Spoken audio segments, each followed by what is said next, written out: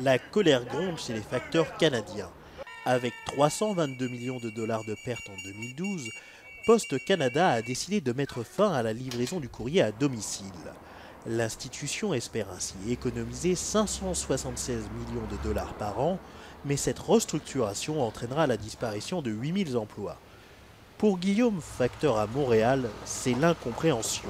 Ça a été une surprise totale, là, vraiment un choc, car on ne pensait jamais que la société d'État allait vouloir cesser ce service-là qui nous paraît essentiel. D'ici 5 ans, ce sera donc dans les boîtes aux lettres communautaires que les Canadiens devront récupérer leur courrier. Une perspective qui inquiète les seniors et les personnes handicapées. Je ne pourrais pas y aller. Dès j'ai sorti aujourd'hui, ça fait 4 jours que je n'ai pas sorti.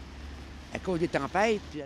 Les partis d'opposition, eux, dénoncent une manœuvre du gouvernement conservateur pour rendre Poste Canada privatisable. Augmenter les frais et réduire les services, c'est quelque chose que les Canadiens ne comprennent pas et c'est pas ça qui va faire augmenter la clientèle de Poste Canada. Certains experts affirment que le futur de l'entreprise passe par une diversification de ses services, à commencer par le secteur bancaire. On devrait également explorer l'autre voie qui est l'élargissement des services et des sources de revenus. Et il y a plusieurs options qui pourraient être examinées, en particulier offrir des services financiers dans les succursales, offrir de la téléphonie mobile et peut-être même offrir des services Internet. Mais les facteurs canadiens ont bien l'intention de se battre contre cette décision.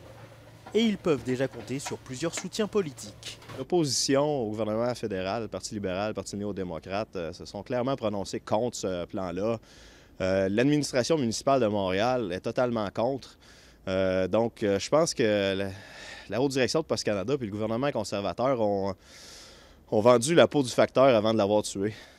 En attendant, Guillaume continue sa tournée, mais il prévient, lui et ses collègues redescendront dans la rue si leurs revendications ne sont pas écoutées.